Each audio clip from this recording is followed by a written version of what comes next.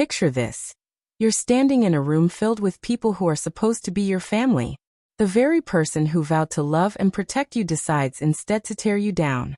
He laughs at your expense, points fingers, and leaves you humiliated in front of everyone. But here's the twist. What he didn't realize was that his own daughter was about to deliver the kind of revenge that would leave every jaw in that room hanging open. It began on what should have been a normal Sunday dinner. The kind of evening where families gather around a table, share food, laugh, and feel safe. For me, though, it turned into the night my husband made me the butt of his cruel jokes. I still remember walking into his parents' living room, carefully balancing a tray of homemade lasagna I had spent hours preparing. The aroma of garlic and herbs followed me inside, and for a fleeting moment I felt proud. His mother gave me a stiff nod of acknowledgement. His siblings barely looked up from their glasses. Then came my husband, grinning. "Well, here comes the chef," he announced loudly, clapping his hands so everyone turned to look at me. "Careful, folks, don't eat too much or you'll end up with food poisoning. She's no Gordon Ramsay." Laughter erupted. I froze, tray still in my hands, my cheeks burning as if they had been pressed against hot metal. I forced a smile and set the dish down, but inside I was crumbling. That wasn't just a joke.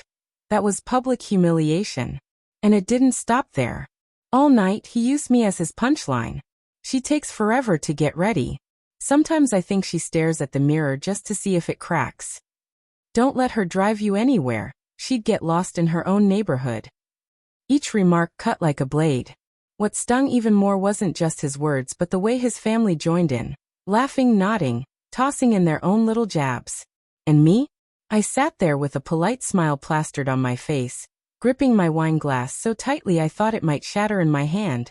Inside I was screaming, "Why are you doing this to me? Aren't I supposed to be your partner, not your target?"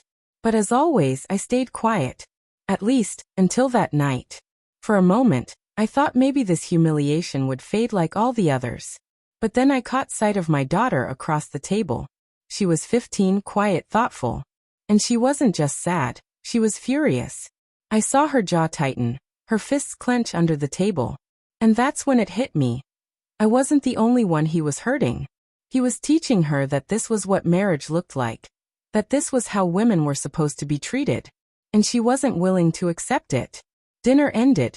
And as usual, everyone gathered in the living room. Glasses clinked, laughter bounced off the walls. My husband thrived in the spotlight, the self-proclaimed king of comedy. "Hey honey," he called to me. "Tell them about the time you burned spaghetti." Yes, spaghetti. She can't even boil water. That's when my daughter stood up. Her voice was calm, steady, but sharp enough to slice through the noise. "Actually, Dad, I think I've got a better story." The room fell silent.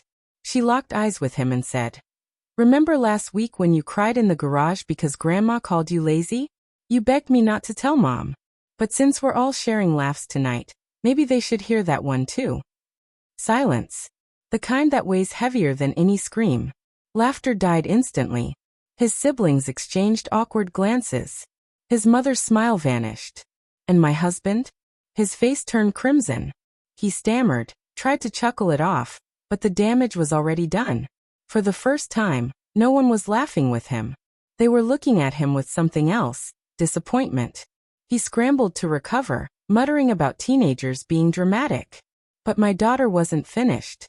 "Oh, should I also tell them about the time you begged Mom for money because you blew your paycheck on beer with your buddies? Or the time you bragged to Uncle Mark about being the man of the house while Mom was the one paying the bills?" Each word was a blade, and with every sentence, I felt years of humiliation peeling away. My daughter was doing what I had never dared, exposing him. And she was doing it in front of the very people whose approval he craved most. By the time she was done, he wasn't the funny man anymore. He was the fool. The evening wrapped up quickly after that. His family mumbled their goodbyes, avoiding eye contact as they slipped out. When the door closed, he spun toward our daughter, seething. "How dare you embarrass me like that?" She didn't flinch. "How dare you embarrass Mom like that? Maybe if you respected her, I wouldn't have to clean up your mess." He was speechless. And for once, I didn't rush to smooth things over. I didn't defend him. I just stood there, staring at my daughter. The fierce young woman who had shown more courage in one night than I had in 15 years. For the first time in so long, I felt free. At the next family dinner, my husband was quiet. No jokes. No smirks. His siblings kept their distance. His mother, suddenly, spoke to me with respect. Because the truth was out. His mask had slipped. And it wasn't me they were laughing at anymore. It was him. Sometimes, revenge doesn't come from elaborate schemes. Sometimes, it comes from one brave voice refusing to stay silent. And in my case, it came from my daughter, the very person he thought would sit quietly in the corner. She showed everyone exactly who he really was.